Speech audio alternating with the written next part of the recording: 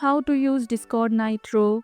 Discord Nitro unlocks a bunch of extra features that makes your Discord experience more fun and flexible. To get started with Nitro, open Discord and click the gear icon for user settings.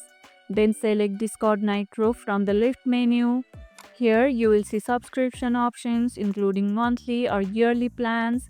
Choose the plan you want and follow the prompts to enter your payment details.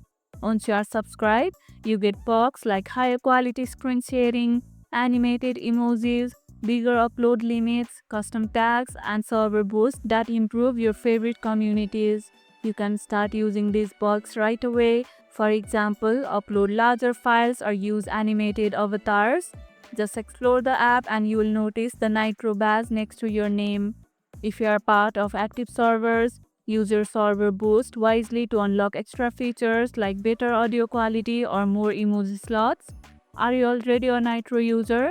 Tell me your favorite Nitro feature in the comments below. Nitro can really enhance your Discord experience, so give it a try if you want more customization and power. And if this video helped, hit the like button, share it, subscribe, and leave a comment.